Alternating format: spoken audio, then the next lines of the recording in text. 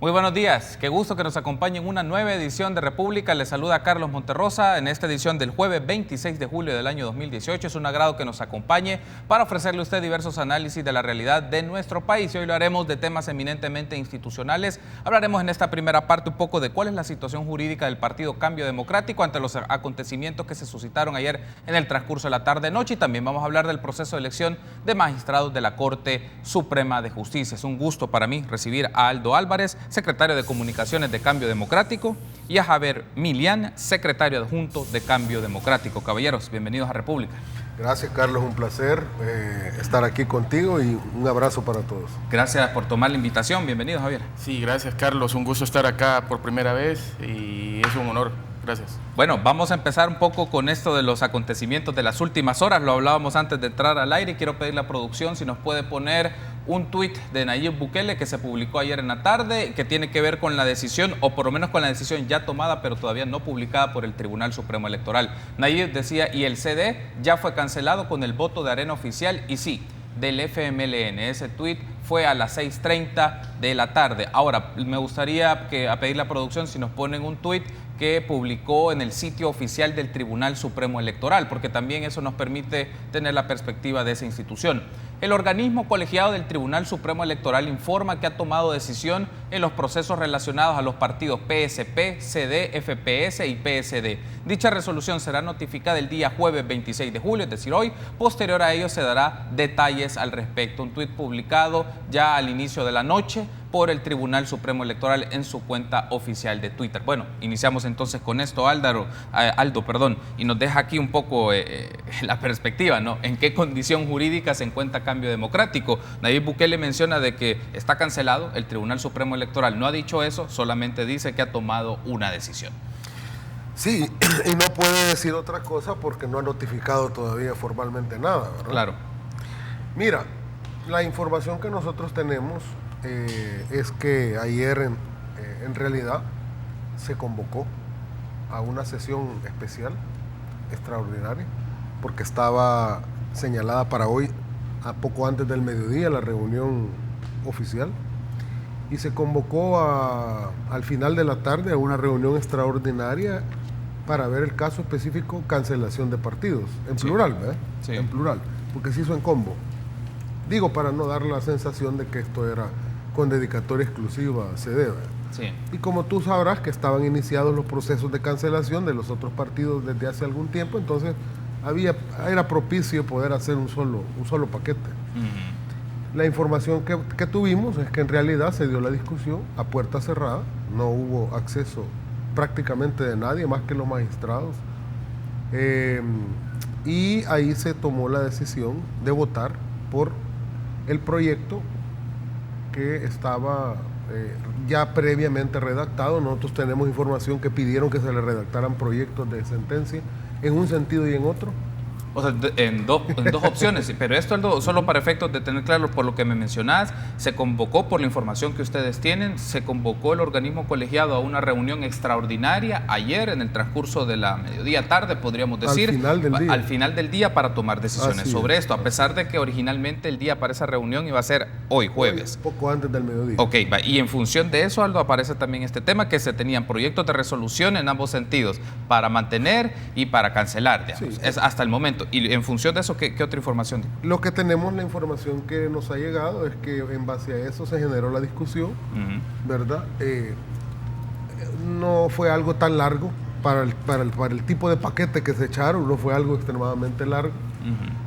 Parece ser que ya traían la decisión así preconcebida, sí, ¿verdad? De por dónde iban a votar. Y al final se dio la votación, ¿verdad?, sobre si el proyecto que iba a prevalecer era la cancelación o no.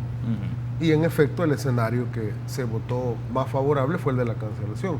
Tenemos información que fueron 4 votos a 1, que es lo que se necesita, incluyendo el del magistrado presidente. Hay un asunto acá, por la información que tienen, ¿eran los 5 magistrados titulares los que estaban en esto o participaron los suplentes? Tenemos información que nadie se enfermó. Tenemos información que nadie se fue de viaje. Tenemos información que nadie tuvo alguna pena de votar, sino que lo hicieron los propios titulares. O sea, había que asegurarse que la votación saliera así como salió y no hubieran ningún resquicio de equivocación. Tenemos información que no sé si votó en contra o se abstuvo, pero estamos por corroborarlo, ¿verdad? El magistrado Cardosa, ¿verdad? No te puedo asegurar si votó en contra o se abstuvo, pero parece ser que una de esas dos cosas pasaron. Hay un asunto que me llama la atención, Javier, y escucharte sobre esto es, como leíamos en el tuit, el Tribunal Supremo Electoral confirma que tomó una decisión, pero no ha hecho pública la resolución, no ha hecho pública la sentencia sobre este tema, y en las redes sociales uno de los comentarios que le hacían en réplica a la cuenta oficial del tribunal y en otros segmentos también en las redes sociales es, ¿y por qué no lo publican? Si la decisión ya está tomada, creo que es para efectos de conocimiento de todas las partes, cuáles son las razones y los criterios, pero esperan notificarla un día después. Me gustaría tener un poco tu reacción sobre ese punto en función del tuit que publicamos. Sí, pero no es complicado, no es difícil entender hacia dónde iba orientada la respuesta del Tribunal Supremo Electoral, ya que un par de magistrados ya habían dado señales de cuál iba a ser su decisión. Luego tuvimos información también de cómo se estaba manejando parte de la cúpula del FMLN, en donde se estaba mostrando hasta división dentro de este partido debido a esta situación. Es más, habíamos tenido pronunciamientos del mismo candidato del FMLN a favor de que no nos cancelaran. El mismo vicepresidente de la República, no me lo estoy inventando, fueron públicas las declaraciones de ellos dos. Entonces, tuvieron que acelerar todo el proceso porque, como bien lo dijiste hace un momento, la reunión estaba programada para este día a las 11 de la mañana. Y tuvieron que acelerar todo para de manera urgente a las 4 de la tarde el día de ayer. ¿Por qué? Porque no podían dar más tiempo a que esto se hiciera más grande. Es decir, estar mostrando en público esa división que existe en este partido, en el FMLN, en donde parte de la cúpula tenía toda la intención de cancelarnos y otra parte del partido no estaba a favor de eso. Eso estaba generando conflicto en las bases y obviamente todos podemos checar en Facebook, en Twitter, en cualquiera de las redes sociales, la indignación de misma gente militante del partido, cómo estaba en contra de la resolución a favor de nuestra cancelación. Es decir, no podían darle más tiempo a eso, por eso que tuvieron que acelerarlo y hacerlo de manera express en una resolución que duró un par de horas, en donde obviamente ya estaba cocinado la respuesta, ¿verdad? Y tal como lo dijo Aldo, información que tenemos, fue con 4 votos, donde no participó, no estuvo a favor de nuestra cancelación el magistrado Cardosa, y uno entiende que del lado de la derecha sí venga eso con los otros 3 votos, pero sí es algo tan poco digerible que el magistrado que viene del lado del FMLN, con quien hemos sido aliados, donde hemos sido compañeros de tantas batallas, y ahora resulta que simplemente no les importó a un sector de la cúpula y dieron la orden y ellos siguieron órdenes. Hay un asunto acá, Aldo, como me mencionabas, y también retomando un poco la apreciación de Javier, es que por la información que ustedes disponen, se tenían escenarios de resoluciones, una favorable y desfavorable, pero partiendo un poco de las favorables, la pregunta es qué elementos podían sustentar jurídicamente con la continuación de cambio democrático, porque era uno de los puntos en debate derivados de la sentencia de la Sala de lo Constitucional, es decir, qué aspectos podrían, desde la lectura y perspectiva de ustedes en el ámbito más jurídico, que podrían respaldar que Cambio Democrático continuara como partido político. Quizás decir el escenario de no cancelación como un escenario probable es quizás seguirle el juego, a aquellos que pudieran pensar que el escenario de la cancelación era también posible. Jurídicamente hablando no hay 2 escenarios, Carlos. Jurídicamente hablando era uno solo. Uno solo. Y ese era el de cumplir con lo que la sentencia de la Sala señaló y con lo que la legalidad y la constitucionalidad señala. El escenario que han preferido los magistrados que votaron esto es un escenario antijurídico, es un escenario de deliberación política y, lo que es peor, es un escenario a donde se ha materializado el hecho de que los poderes fácticos de este país son los que realmente deciden qué es lo que es legal, qué es lo que no es legal, quién está en la jugada y quién sale de la jugada electoral, y no los votantes y no los electores, que como en una democracia son. Yo recuerdo a alguien que me decía cuando todavía no había iniciado la campaña en Estados Unidos y Trump era precandidato republicano. Me decía alguna gente mencionó en algún momento de que había que eliminarlo a Trump para que no compitiera porque era peligroso para ellos, porque tenía perspectivas de ganar, aunque lo veían como mínimo en aquel momento, pero tenía perspectivas de ganar. Y que a pesar de todo se impuso la idea, incluso los que lo odiaban, de que lo peor que le podía pasar a la democracia estadounidense era que no compitiera como candidato. Y a ver lo que ha sucedido con Trump, en lo que se ha convertido, lo que dice, cómo gobierna, lo que hace, sí, pero había que dejar que la gente fuera la que eligiera, ¿verdad? Porque esa es la democracia, ¿verdad? Entonces, y fue a elecciones y resultó como resultó. Aquí no nos llamemos a engaño. Uno cree que el Estado de Derecho en este país es real más que formal. Y aquí nos damos cuenta que el Estado de Derecho en El Salvador solo es formal, no es real. Esta es una muestra. Te puedes imaginar y te voy a diseñar el panorama para que veas la vulgaridad jurídica con la que nos hemos encontrado en la mañana. Tengo que hacer una pausa, Aldo, para no cortar tu intervención. Me gustaría que en el siguiente bloque nos la puedas ampliar ese panorama según la lectura de SD, pero también consultarle, Javier, qué viene ahora para Cambio Democrático ante esta situación. También hablar un poco el tema del proceso de elección de magistrados de la Corte Suprema de Justicia. Es importante tener la perspectiva de su partido ante las deliberaciones y si todavía no se ha tomado una decisión, cuál es la postura que ustedes tienen al respecto. Una pausa, regresamos.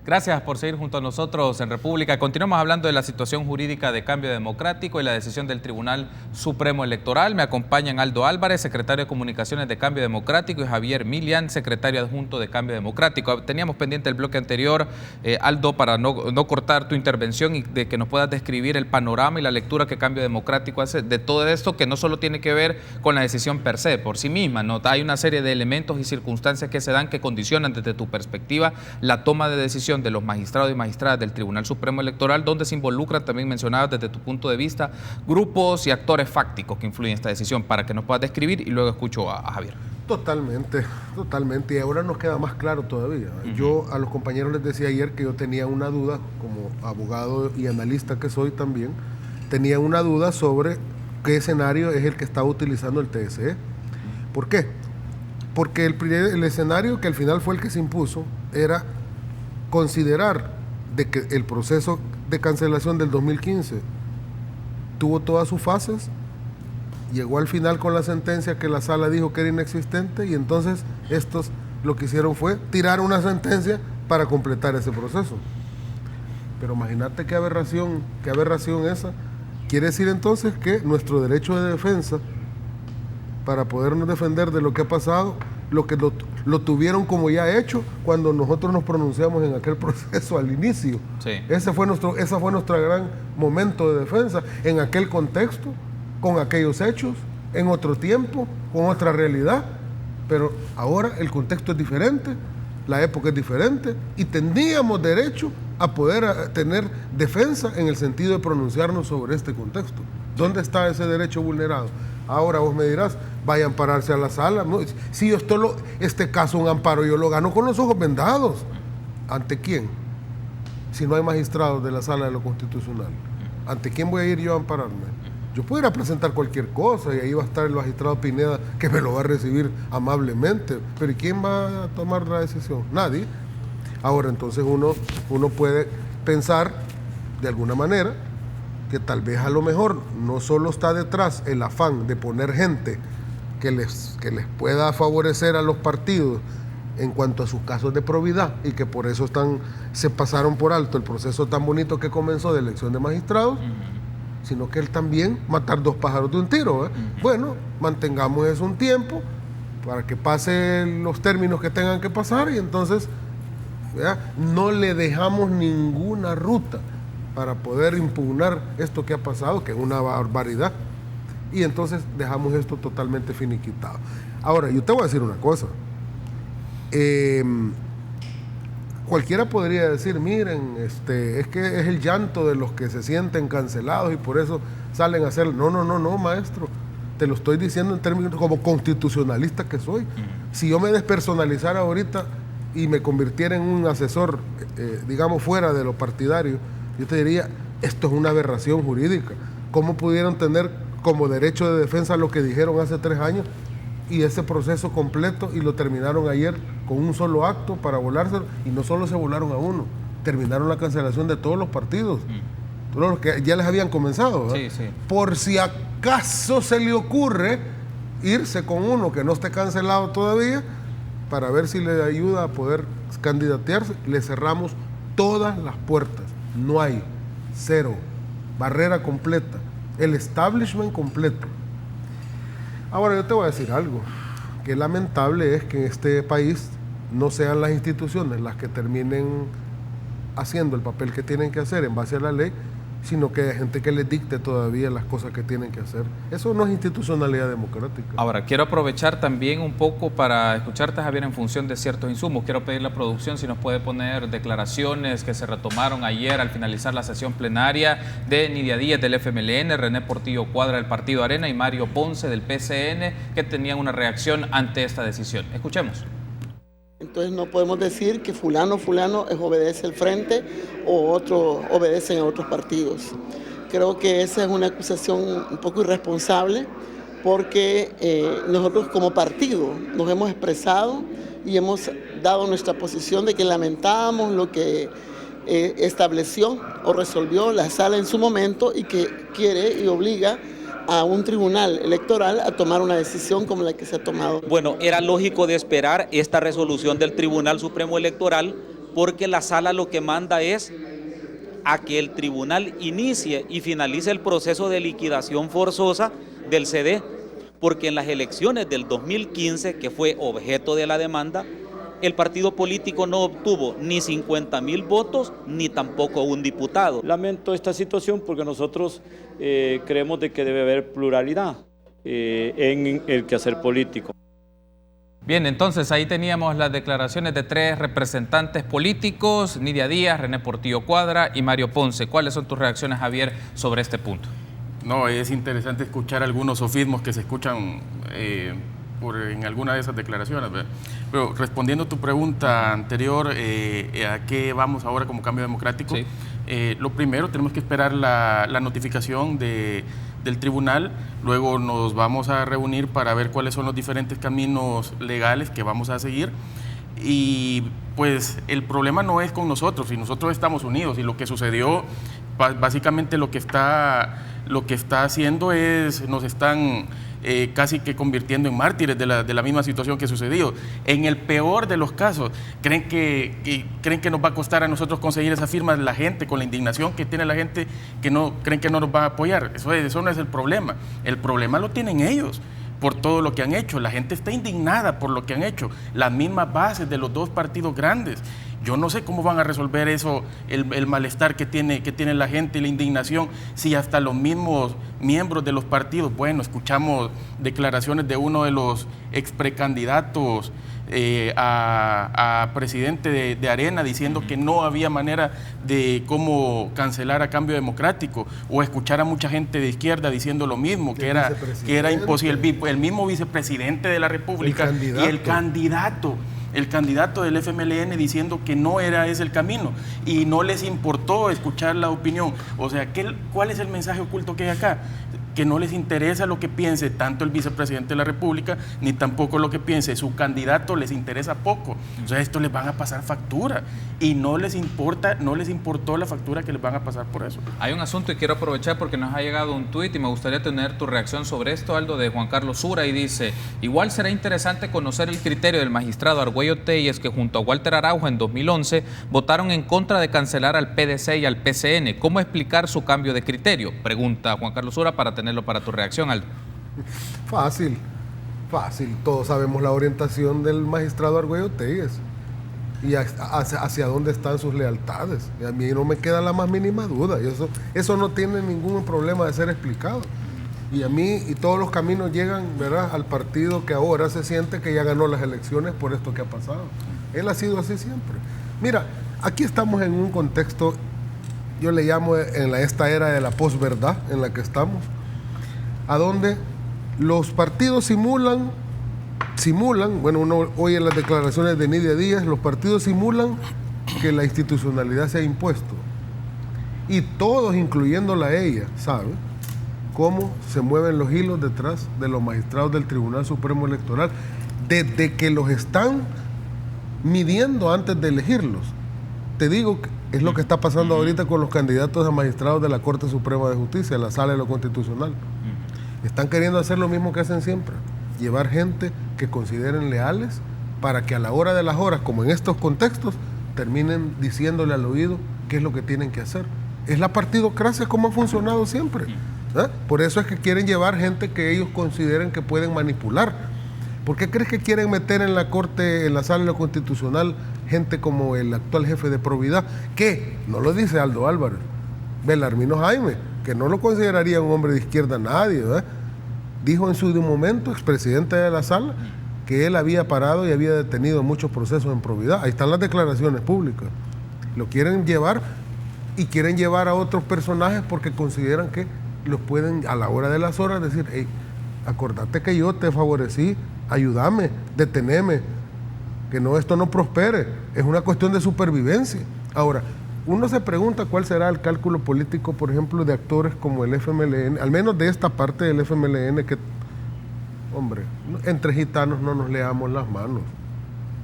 Por favor, a la señora Nidia Díaz, por favor, entre gitanos no nos leamos las manos. Por supuesto que no lo van a salir a decir en público. Claro que hubo una línea para lo que sucedió ayer y se nos va a notificar ahora. Y lo que están tratando de hacer es lo mismo ahora con los actuales candidatos. Ahora bien, yo no sé cuál es la lógica de todo esto, porque con lo que hicieron ayer, a mí me parece que aunque con una baja representación y legitimidad, a lo mejor con un porcentaje muy bajo de votación, a lo mejor casi que a niveles de poca, casi que de ilegitimidad, pero a mí me parece que ayer el FMLN perdió las elecciones. O sea, tú ves las encuestas a los niveles que está ese candidato ahora, y para poder ganar las elecciones tendría que pasar casi que un cataclismo, algo milagroso, algo totalmente, incluso que contraríe las leyes de Newton para que pudiera ganar las elecciones. Entonces uno dice, ¿cuál es el cálculo político de esto?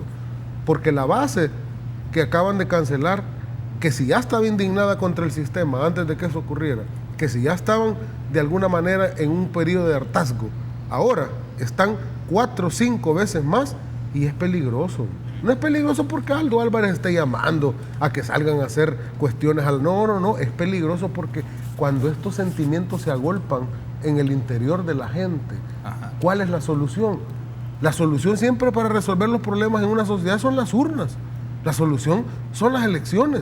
Pero cuando la gente empieza a percibir que las urnas y las elecciones se las están arrebatando a aquellos que no quieren que se expresen, ¿cuál es el camino para que esa olla de presión salga esa presión?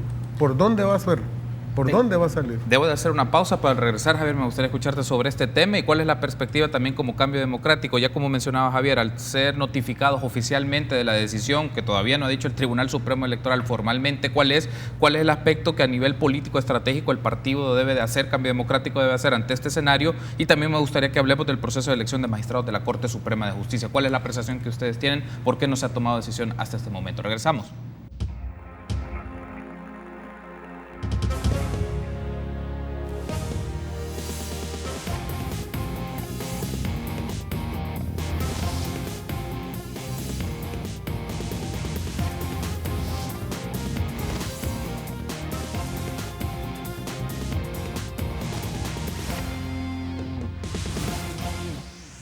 Gracias por continuar junto a nosotros en República. Seguimos platicando de la situación jurídica de cambio democrático, la decisión del Tribunal Supremo Electoral, que se espera que en el transcurso del día se emita formalmente o de manera oficial por el organismo colegiado de dicha institución del sistema político salvadoreño. Lo platicamos con Aldo Álvarez, secretario de Comunicaciones de Cambio Democrático, y Javier Milián, secretario adjunto del mismo partido. Hay un aspecto aquí, Javier también mencionaba Aldo en el bloque anterior, qué condiciones o qué se puede hacer ante este escenario. Uno de los aspectos, y lo planteo así, En este tipo de circunstancias, pues hay que tener un poco cabeza fría y cómo a nivel político se puede manejar esta situación, porque considera que si se mandan los mensajes no adecuados se puede generar reacciones también inesperadas. ¿Cómo leen ustedes esto de cómo manejar esta situación políticamente cuando ya se les notifique formalmente la decisión y qué estrategia va a emplear el partido político ante ese escenario?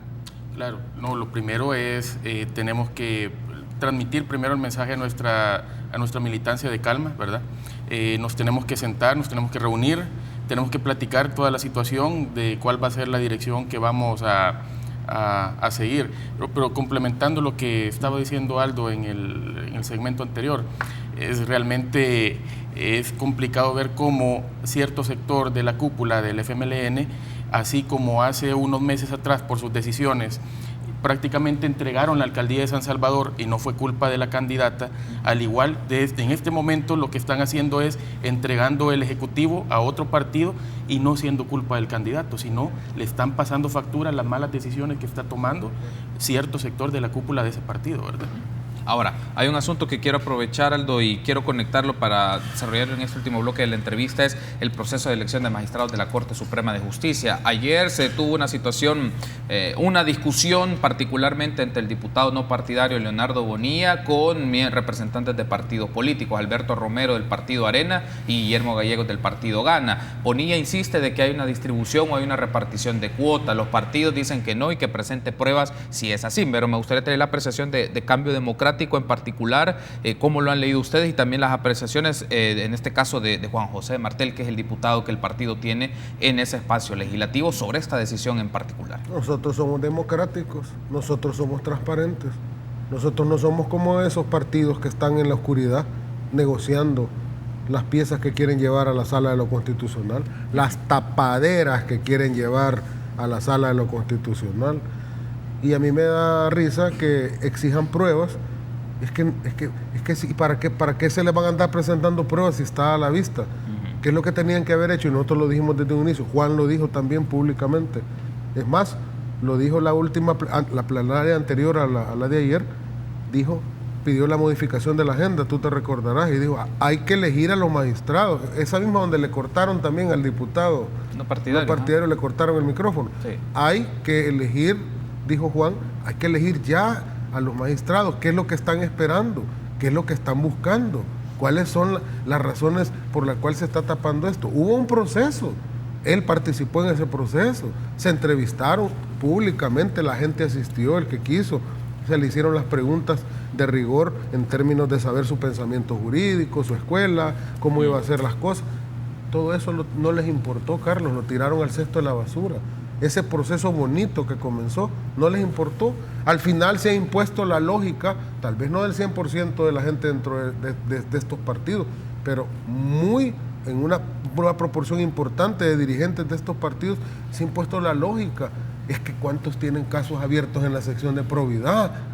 Ya hiciste la averiguación de cuántos tienen casos abiertos en la sección de probidad. Es que ya para ellos los intereses del país no importan, la gente no importa, la justicia no importa, El Salvador, la República no les importa. Lo que les importa ya son sus intereses personales. A mí ojalá pueda llevar a alguien que no me procese, que me vaya a ayudar a que el caso no avance. ¿Por qué están pidiendo pruebas? ¿Por qué no abrieron las discusiones así a la luz? Con los micrófonos abiertos detrás del vidrio de la comisión, que la gente oyera que lo que estaban discutiendo. Yo te podría creer que la discusión y la negociación es transparente porque es bueno discutir sobre los perfiles de las entrevistas. ¿Cuál es la escuela jurídica a la que pertenece un determinado candidato? Discutiendo si sería conveniente que el candidato A, que pertenece a la escuela del justnaturalismo y que tiene una visión sobre el derecho constitucional contemporánea o antigua o conservadora o liberal. Esas son discusiones. ¿Pero qué es lo que están discutiendo? ¿Y por qué se esconden para hablar? ¿Por qué no los transparentan? ¿Por qué hacen negociaciones oscuras y quieren llegar en una... Yo lo reto públicamente a que no se les vaya a ocurrir el último día hábil antes de la vacación, un par de días antes de la vacación, tirar la elección, poner a las tapaderas que ellos quieren poner y luego irse a vacación para que la gente se olvide del asunto.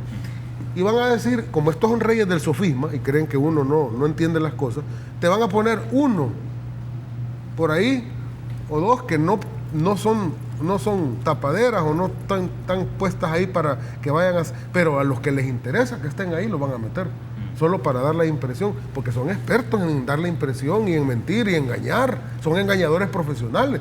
Entonces, terminando la respuesta con lo que tú me preguntabas, si Cambio Democrático ha sido consecuente con lo que ha dicho, Martel ha sido consecuente con lo que ha dicho, es más, han llegado a la grosería y han llegado al extremo de marginarlo como diputado y a veces no notificarle las convocatorias a las reuniones. Hay reuniones en las que se ha enterado por las redes sociales o por los medios de comunicación. Imagínate hasta dónde han llegado. Lo mismo con el otro, el no partidario.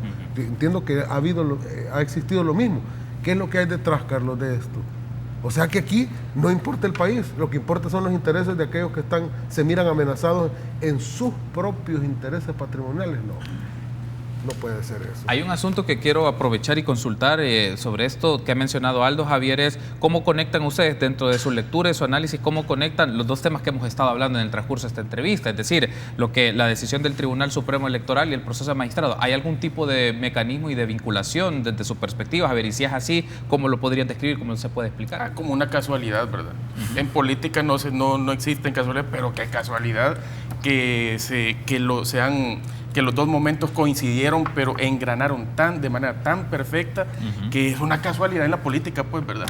Es una casualidad. Ahora, me gustaría, pero ¿por qué hacía esta pregunta? A ver, para efectos de, si ven que esta correlación o estas lógicas de los partidos políticos en una decisión que en principio es de un ámbito, en principio, ¿cómo también puede tener implicaciones en otra instancia que toma decisiones y que afecta la vida de los partidos políticos ante un proceso electoral? Es por eso un poco la lógica de cómo lo interpretan y analizan ustedes. Sí, por un lado, tal como lo estaba planteando Aldo, un proceso que fue transparente en el que se fueron haciendo cada una de las entrevistas, que duró no menos de una hora, todo el mundo pudo estar viendo eso, de repente simplemente apagaron la luz del cuarto y nadie supo qué fue lo que pasó ahí, las convocatorias ya no fueron de igual manera, a Juan José Martel ya no lo convocaron, sino que se enteraba, tenía que ver por sus propios medios cómo se enteraba, de igual manera con el diputado no partidario. Y aquí pueden haber un montón de hipótesis, y dentro de esas que tiene que haber podría ser que quieran estar amarrando algún partido para que tome alguna decisión en el tema electoral, podría ser, no lo sé, pero existe la posibilidad. Esto está abierto a muchas, cuando apagas la luz y no sabes qué pasa, puede pasar cualquier cosa en ese momento. Hay un asunto también que quiero aprovechar y consultarle, estamos llegando a la fase final de la entrevista, Aldo, pero ustedes ya han tenido comunicación con Nayib Bukele, con la gente de Nuevas Ideas, han planificado qué se va a hacer, qué aspectos en función de que se emita ya la resolución formalmente, pero ante esto, ¿han platicado, han decidido algo? El día de ayer obviamente intercambiamos, ¿verdad? Con relación a lo que cuando se supo, ¿verdad? No en forma oficial porque no notificado, pero ya estaba claro el panorama, ¿verdad? Intercambiamos opinión sobre lo que explicaba y no nos confundimos, es más, anticipábamos lo que iba a pasar, teníamos información de lo que ese iba a ser el resultado y se cumplió. Te lo digo no porque leamos la bola de cristal, es que recibimos la información, ¿verdad? Entonces se confirmó, intercambiamos ideas, ¿verdad? Con respecto a lo que le viene al país, lo que esto va a representar para la democracia, el golpe a la democracia, cómo lo tenemos que presentar ante el país, que la gente tenga conciencia de lo que ha pasado. Aquí no han sucedido cosas por casualidad, aquí han intervenido los poderes fácticos, han intervenido los partidos, ¿verdad? En estas decisiones, han hecho una aberración jurídica, se han volado nuestro más elemental derecho aún hasta de legítima defensa. En una indefensión nos van a notificar algo de lo que no tuvimos oportunidad de defendernos, de hacer un solo argumento jurídico. Un escrito presenté yo el viernes, como no éramos parte, porque no sabía yo en qué contexto el que te narré yo íbamos a estar, usando el artículo 18 de la Constitución, para que todos los ciudadanos tenemos derecho a dirigirnos nuestras peticiones a los funcionarios y que se nos conteste. Le hicimos una gran cantidad de observaciones contundentes jurídicas, no les importó, no fue, creo que ni siquiera, es más, yo creo que ya estaban hechos los proyectos cuando eso fue presentado, fue público. Entonces, por lo menos intercambiamos ideas y hemos quedado claro que hay que darle a la población la información para que sepa lo que pasó. O sea, primero que se sepa realmente lo que pasó, cómo pasó, y luego vendrá la fase en la que, a la brevedad por supuesto, vamos a discutir qué es lo que sigue. ¿verdad? Eso está pendiente. Muy bien. Quiero darle las gracias por haberme acompañado. Aldo, Javier, ha sido un gusto que nos acompañen en la primera parte de República para tener sus primeras reacciones ante estas decisiones y en función de lo que se publique en el transcurso del día, pues seguir escuchándoles y tener la apreciación sobre esto y cómo se vislumbra el panorama político del país y a nivel también de los procesos electorales. Gracias por haberme acompañado. No, gracias a ti por la invitación, un placer, un abrazo, calma a la gente, que esto todavía sigue. Perfecto. Gracias, Carlos. Gracias por haberme acompañado. Permítanos una pausa. Continuamos con más entrevistas.